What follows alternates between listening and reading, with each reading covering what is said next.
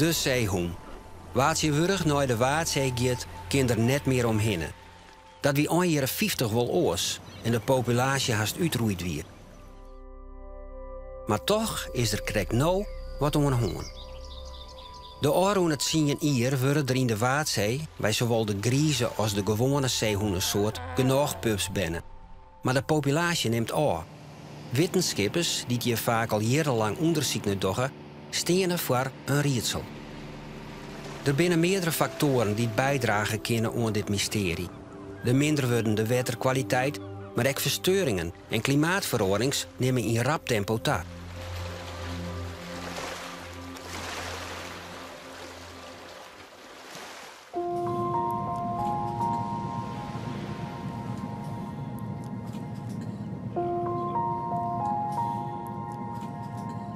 Het zeehondenonderzoek, een groot deel is het tellen.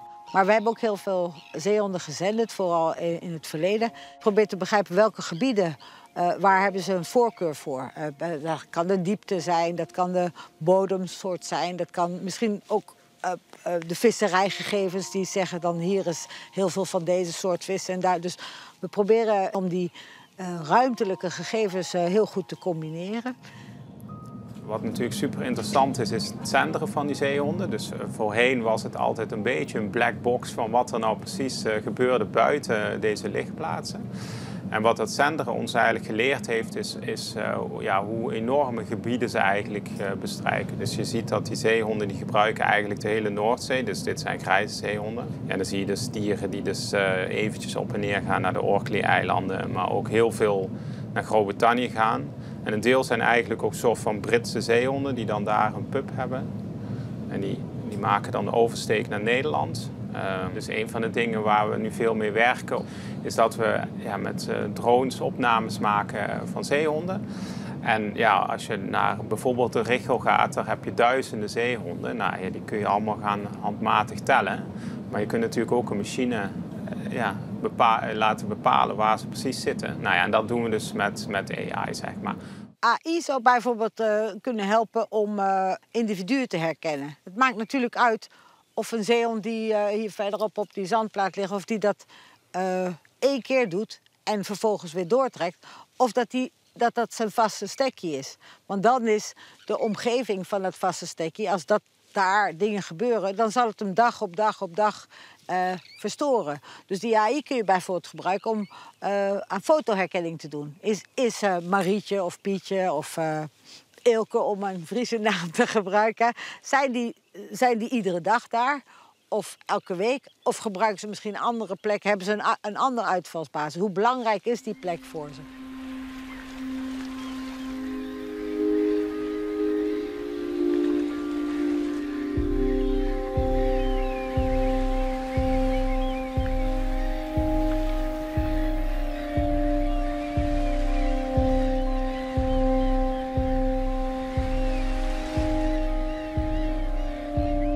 De belutsenheid en bezorgdheid van onder oren uit het publiek zorgen ervoor dat er te volle mensen haar mooi onspielde zeehoen begonnen te bemoeien. Er kwam een maatregel om dat ontbonden te lezen. Het zeehoenenakkoord. Zeehoen mooien nou alleen opvangen worden als het echt nodig is en moeten in principe eerst 24 uur observeerd worden. Alleen opleiden zeehoenenwachters mooie de besten meenemen. Ik denk dat een heleboel de mensen die hier praktisch aan het werk zijn, dat die heel erg goed snappen dat het natuur, dat maar eigenlijk maar rest laten moest, dat ze daar net op volop ingrijpen moest. Nou, en het opvangen van dier is ingrijpen. Nou, en zolang een populatie dat nodig gaat, omdat het bijvoorbeeld op uitsterven stiert, snappen een heleboel de mensen dat het helpen meest. Op het moment dat de populatie zichzelf in stand houden kan, vinden de meeste mensen die ik spreek dat de natuur zijn eigen gang in laten moest. Dat is daar net op ingrijpen moest.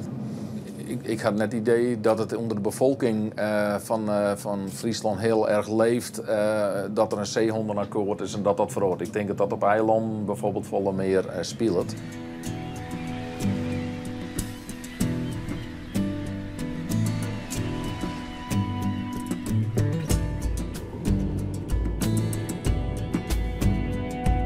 Het verschil van mening over dit zeehondenakkoord zorgt ervoor dat bij gelijks de dierenambulance op het Ameland er flink wat onbegrip ontstaan is. Hoewel het voor elke in de zorg en het wolwezen van het best voorop staat, zorgt de uitvoering van het plan soms voor lastige situaties.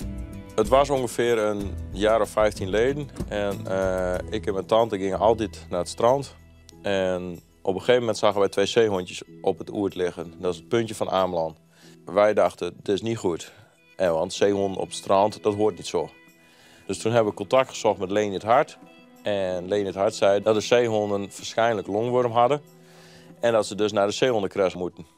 Maar het begon met zeehonden opvangen. En uiteindelijk zijn we tot een hele dierenambulance-organisatie gekomen. Want de Amelanders begonnen ons wel te vinden van... hé, als er een ziek dier was, dan kwamen ze toch bij ons. En zo zijn wij dus een dierenambulance geworden. En dat is nou inmiddels 15 jaar geleden. We kregen op een gegeven moment beschikking over middelen waarmee dan een zeehond vervierd worden kon. Zeehondenmanden. Je kan hem zo'n beetje natuurlijk net zomaar op een boord zetten. Dan moet je wel beschikken over de juiste spullen. We hebben toen geleerd van hoe je op een gegeven moment een zeehond vangen. Hoe je daar op een gegeven moment in eerste oorlog mee omgaan. Door schade en schande, zeggen we dan, door het te dwaan, ben wij eigenlijk min of meer deskundig geworden op het gebied van de eerste hulp aan zeehonden. De positie op een eiland is natuurlijk in principe best heel bijzonder.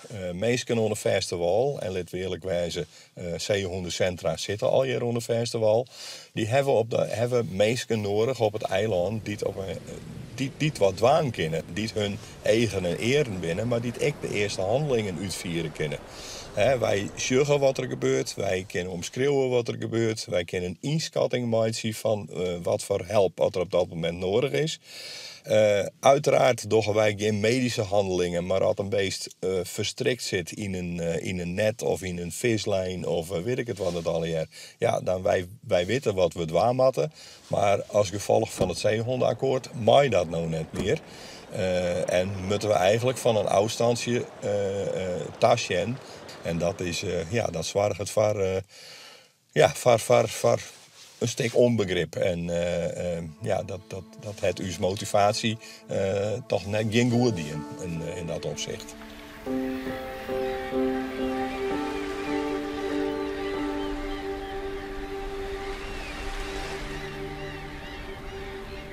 Wij werden langzamerhand een beetje buitenspel gezet.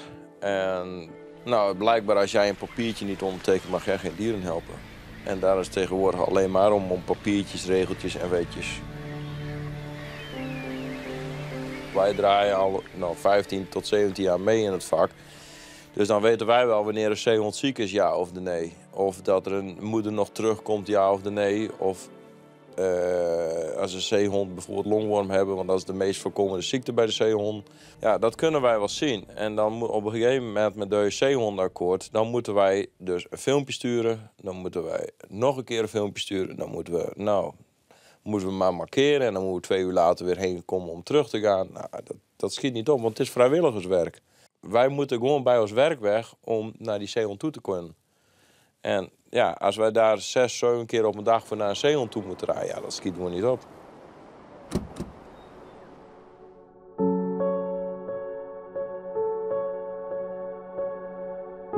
Ecomara op Texel is een van de oudste opvanglocaties in het Waardgebied. Wat docht het toenemende toerisme en de versteurings met de zeehonden op het eiland? Dat is wat ze hier haast elke dag meemaken. Als zeehondenwachter word je eigenlijk getraind om... je moet gewoon goed weten wat je moet doen als je een zeehond tegenkomt. Dus je kijkt eigenlijk naar het gedrag van de zeehond, naar de conditie. Of hij dik is of mager, naar eventueel wonden, naar de ontlasting die op het strand ligt. Je checkt of het dier op een goede locatie ligt, dat we hem kunnen laten liggen. Dus dat het niet te druk is.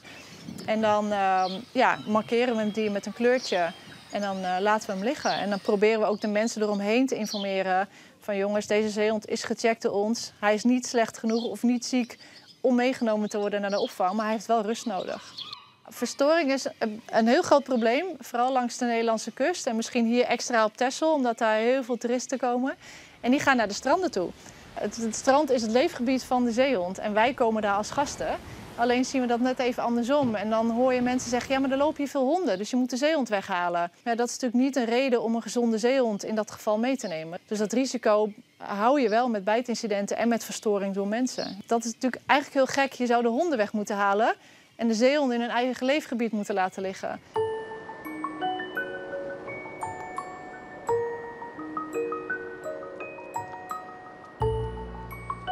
In de jaren 60 ging het echt niet goed met de aantallen zeehonden. Ze hebben de jacht gestopt. En de jacht is gestopt geweest tot in de jaren 90. Pas toen is de zeehond een beschermde diersoort. Maar tussen die jaren 60 en de jaren 90 heb je eigenlijk herstel gezien. Maar in 1988 en 2002 is die populatie gehalveerd door een virus. Dus daar konden we eigenlijk weinig aan doen. Maar je zag wel dat ondanks die virus die populatie toch heel weerbaar was en zich kon herstellen, omdat hij gewoon niet meer geschoten werd. Als je dan die 2 enorme deuken in de groei weghaalt, zie je eigenlijk een continue groei. Tot ongeveer 2010, 2013. En de afgelopen 3 jaar is zelfs de populatie naar beneden gegaan.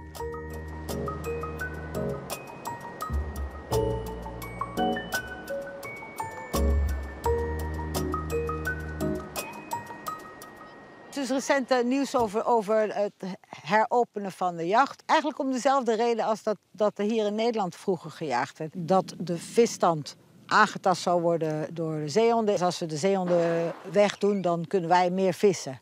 Maar als je bedenkt dat er maar een paar duizend zeehonden zijn, die gaan heus niet het verschil maken. Dus ik denk dat het zinloos is. Het enige is wat je zou kunnen hebben, is dat die vissers gelukkiger zijn.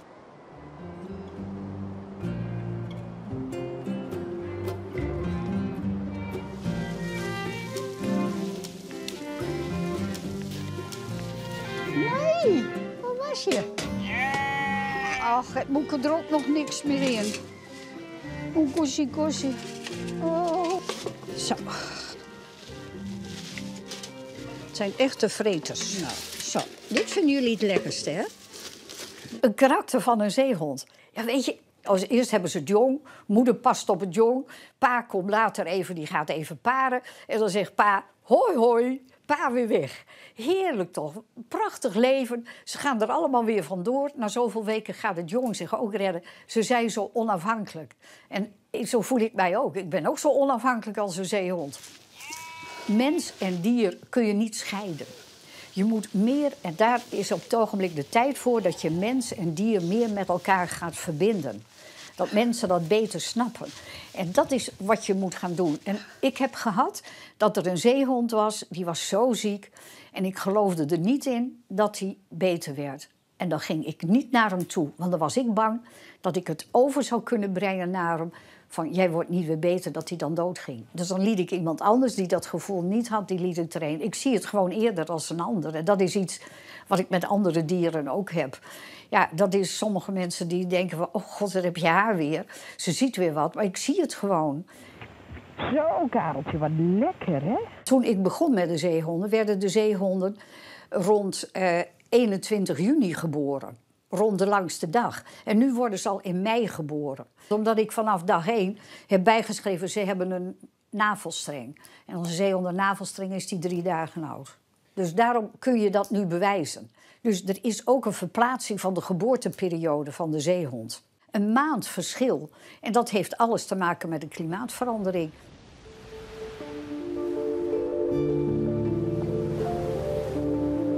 Bij het NIOS weten ze alles over de zee. In het onderzoekinstituut wordt ook onderzocht wat klimaatverandering met het ecosysteem van de zee doet en met het leefgebied van de zeehoen. Het wordt steeds warmer, dat weten we. Dat komt gedeeltelijk door dat de Atlantische Oceaan warmer wordt ook. Mensen zullen het ook zelf gemerkt hebben. De temperaturen worden warmer, de zomers worden warmer. Er komen steeds meer hittegolven. En dat alles zie je terug in het temperatuursignaal voor de Waddenzee. Nou, als je kijkt gewoon naar de gemiddelde dagtemperatuur die wij meten hier in het Marsdiep, Op 1 januari dan zien we dus wel een heel duidelijk stijgende lijn. En de laatste jaren ligt die watertemperatuur in 1 januari gewoon op 6, 7 of 8 graden. En dat is in feite ongekend hoog. Dat is niet wat we hier gewend waren. Het is nu bijna constant warm op 1 januari. Maar met zout zien we ook een verschil. Dat het nu recentelijk in de jaren weer zouter wordt in de Waddenzee. En dat komt, denken we, door 2 redenen. Ten eerste, de temperatuur gaat omhoog. Waardoor er meer verdamping plaatsvindt in de Waddenzee. Als je een Waddenzeeoppervlakte hebt, is het redelijk ondiep. Dus het warmt heel snel op. Dan gaat er meer verdamping. En dan krijg je minder water met dezelfde hoeveelheid zout. Dus dan wordt het zouter. En tel daarbij op natuurlijk dat als er echt sprake is van droogtes, die we ook de laatste jaren echt veel gehad hebben in de zomer, ja, dan wordt er ook niet meer gespuit. Dan wordt het zoetwater behouden in het IJsselmeer voor drinkwatervoorziening, voor de boeren om te besproeien. En als er niet gespuit wordt, ja, dan wordt de Waddenzee ook zouter. Nou, we moeten nog zien wat voor impact dat echt heeft, zeg maar. Wat we wel zien, bijvoorbeeld met de visfuikdata, is dat koudwatersoorten, ja, die trekken naar het noorden. En meer warmwatersoorten, ja, die komen nu meer voor dan zeg maar 50 jaar geleden. Dus er vindt een soort verschuiving plaats. Maar wat misschien meer een impact heeft op die zeehond, is het feit dat met die hittegolven die we hebben momenteel, de Waddenzee valt voor 60% droog tijdens laagwater. Die liggen met zo'n hittegolf te bakken in de zon en die schelpdieren kunnen daar niet altijd tegen. En dan krijg je dus die kokkelsterfte die we al een paar jaar hebben gehad op de Waddenzee. En dat is een voedselbron voor vissen. En de vissen zijn weer een voedselbron voor de zeehond. Dus er zit wel een probleem in de voedselketen natuurlijk. Nou is het voor de zeehond nog enigszins, denk ik, wel behapbaar, omdat hij ook op de Noordzee kan jagen, die zeehond. Maar dan hebben ze ook die windmolenparken opeens voor hun neus. Dus er zijn meerdere effecten die spelen bij de zeehonden. Van waar ze jagen en hoe ze jagen. En hoe ze met die verschillende stressors omgaan, zeg maar.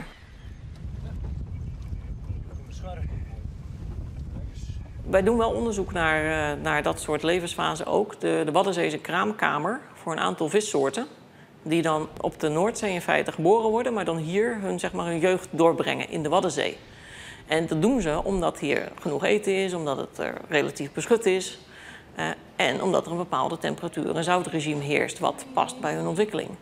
Als dat verandert, heb je kans dat inderdaad de kraamkamerfunctie die de Waddenzee momenteel heeft voor grote vissoorten die op de Noordzee leven, dat die ook verdwijnt. Of dat die ook proberen naar het noorden te trekken. 26 G. En dat kan dus een grote impact hebben op je visstand. Als opeens weer zo'n cohort van jonge vis het niet haalt in de Waddenzee. Omdat het te zout was, te warm was. En indirect op de zeehond, want dat was de visstand aan. Dus de zeehond die pupt op land. Maar die vissen niet. Die zitten de hele tijd in die omgeving. Met toenemende zout en temperatuur, zeg maar. Wat natuurlijk voor een zeehond heel belangrijk is dat hij die vis weet te vangen. En enerzijds zijn ze natuurlijk heel bedreven in, maar ook die vissen die hebben natuurlijk allerlei strategieën om die zeehonden te ontwijken. Want het is voor hun natuurlijk ook belangrijk om niet in de maag te belanden. Een zeehond die is natuurlijk warmbloedig en het voordeel daarvan is dat je dus ook in hele koude temperaturen gewoon je maximale snelheid kan halen. En bij vissen is dat dus net anders, want die zijn natuurlijk koudbloedig. Dus naarmate dat water kouder wordt, worden ze eigenlijk steeds wat langzamer. En dus enerzijds zou je zeggen, nou, een zeehond zit het liefst in warm water, want die is warmbloedig. Het kost natuurlijk heel veel energie om op temperatuur te blijven. Maar die hebben dan toch dat extra voordeel dat ze net weer wat sneller zwemmen als die vis, zeg maar, in koude condities. En dat is eigenlijk de theorie waarom die zeehonden veel meer in de poolgebieden voorkomen.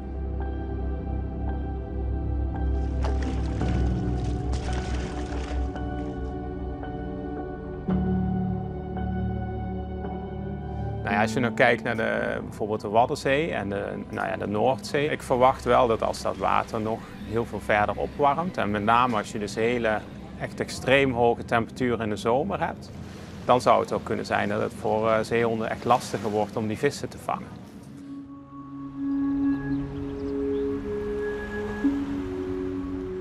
De faculteit diergeneeskunde houdt hem dwaande mooi meer als alleen nog hoen, katten en hindes. Wat kunnen zij onthullen over de groeistagnatie en zoenes van de zeehoenenpopulatie? Op de faculteit diergeneeskunde wordt naast het onderwijs en het opleiden van dierenartsen ook heel veel onderzoek gedaan. En we onderzoeken onder andere aangespoelde zeezoogdieren, vooral bruinvis en walvisachtige, steeds wat vaker ook de zeehonden. En wat onderzoeken we nou is vooral hoe die strandingen komen, wat de doodsoorzaken zijn en dan in het bijzonder wat het aandeel menselijk handelen is, welke invloed wij als mens hebben op die dieren. Nou, menselijk handelen vroeger was altijd vooral gericht op chemische vervuiling en bijvangst in de visserij. En steeds meer krijgen we ook vragen naar dingen als plastic vervuiling, PFAS. We krijgen vragen over verschillende ziektes net zo goed. Maar ook windmolenparken op zee en eigenlijk alle grootschalige dingen, inclusief klimaatveranderingen. Ja, er zijn heel veel bruinvisstrandingen, omdat er ook heel veel bruinvissen in de zuidelijke Noordzee voorkomen. En dan moet je echt denken aan honderden dode bruinvissen alleen al op de Nederlandse kust per jaar. Die kunnen we niet allemaal onderzoeken. We krijgen hier de meest verse dieren, dus de dieren die pas net overleden zijn. En daar kunnen we ook de beste uitspraken over doen. En dat zijn er zo'n tussen de 50 en de 100 per jaar.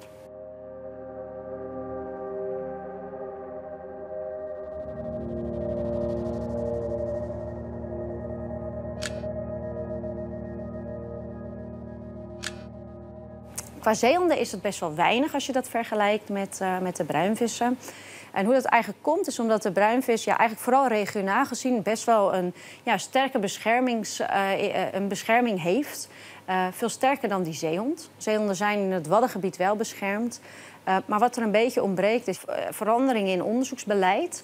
En dat gaat gepaard met financiering. Dat is waar we nu een beetje op zitten te wachten eigenlijk. Dus dat de overheid echt een onderzoeksvraag stelt aan de kennisinstituten. Zodat we gericht kunnen proberen om die vraag te beantwoorden. En gelukkig is die registratie van die strandingen, dat platform bestaat nu. Dus mensen kunnen hun zeehond die ze zien of vinden melden, zowel levend als dood. En daar begint het bij. Dus de aantallen in kaart brengen en de leeftijdsklassen die bij dat soort meldingen binnenkomen. En dan hopen we in de toekomst ook daadwerkelijk dus gestrande dieren op tafel te krijgen, ongeacht waar ze vandaan komen. Ongeacht wat er mee mankeert op het moment dat ze op het strand liggen. We willen gewoon zonder oogkleppen op heel vrij kijken, hoe gaat het met deze zeehond? Hoe ging het? Waarom is hij overleden? En kunnen we iets zeggen over in eerste instantie of wij daar iets te maken mee hebben gehad?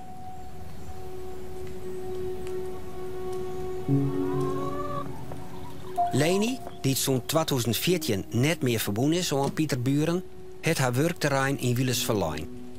Want, zoals ze zei, in de Waadzee is de zeehoen beschermen. Maar dat is lang net overal zo. Dus bleef er werk aan de winkel. Daarom zet Leni haar nou in voor het wel en wee van de zeehoen boeten Nederland. Op onder oren de Kaspische Zee, werd in Wielus al grote verroringstrog viert binnen in het voordeel van de bisten. In 1993 was mijn eerste contact al. En in 2004 was ik bij de minister van Iran op bezoek om een verhaal te houden wat wij doen met onze zeehonden in Nederland. En toen is het begonnen met een enquête houden. Niemand wist nog, als je in Teheran, zeehonden, hebben wij zeehonden in Iran, die hebben we helemaal niet. Nou, ze hadden er heel veel.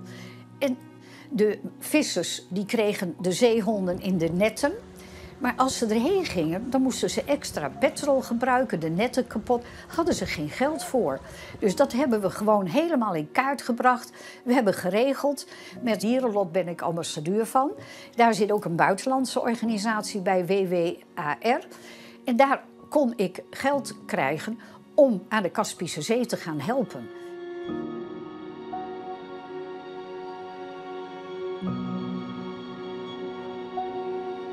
2 weken geleden was ik nog in Iran. En weet je, wordt geen zeehond meer doodgeslagen. Ze sloegen ze toen dood, want anders gingen hun netten kapot. Dat doen ze niet meer. Is niet 1 visserman die nog een zeehond doodmaakt. Want wij betalen gewoon de netten. En ook als ze extra moeten varen, de petrol.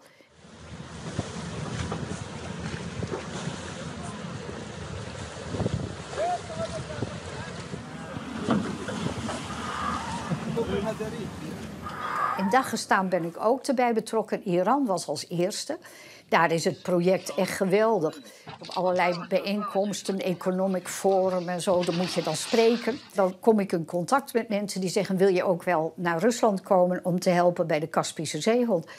En ik heb ze verteld dat ze het zelf kunnen en niet de buitenlanders erbij moeten halen. En ze hebben het zelf gedaan. En ze hebben hem op de rode lijst gezet en hij is beschermd. Er mag niet meer gejaagd.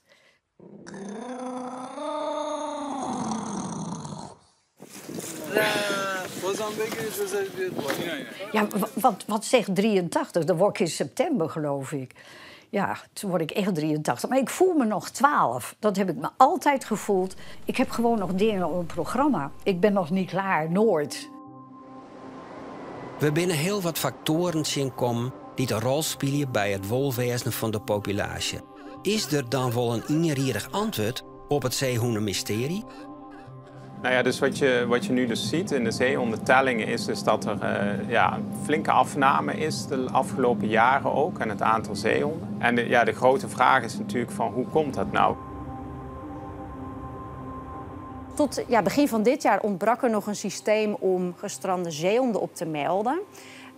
En laat staan dat die gemelde zeehonden dan ook naar de faculteit komen voor onderzoek. En dat is iets wat we hopelijk in de toekomst en dan ook in de nabije toekomst wel kunnen gaan veranderen. Het is een heel proces om te begrijpen, alleen uit de tellingen, om te begrijpen wat er gebeurt. Dus één denk je van nou, als ze stoppen met groeien, gaan ze misschien verhuizen. Misschien krijg je massale migratie om een of andere reden. We hebben met onze collega's al hun tellingen vergeleken. En het is niet zo dat de 10.000 zeehondenpups die hier geboren worden ergens anders in de Noordzee of in de buurt terechtkomen. Dus dat kon je uitsluiten. Het ingewikkelde hierbij is dat er eigenlijk zoveel dingen een rol spelen die allemaal invloed kunnen hebben. Dus ik denk dat we vooral ook gewoon goed moeten kijken wat er met die populatie gebeurt. En daar ons onderzoek op aanpassen, zeg maar. Als het sterfte is, dan is het niet van de volwassen vrouwtjes. Het aantal pups bleef groeien. Dus als al die moeders dood zouden gaan, dan zou je ook geen baby's meer krijgen. Dus dat kon je ook uitsluiten. Ja, dan moeten er gewoon zijn dat de pups sterven. En dat blijkt ook wel, want als de pups al 10 jaar lang sterven, worden ze niet volwassen. En als we dus nu de volwassen tellen, zien we ook die aantallen dalen als dat er geen nieuwe aanwas is geweest.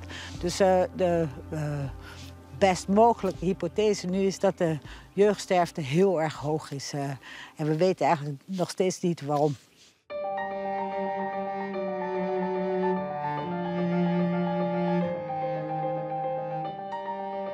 De zeehoen.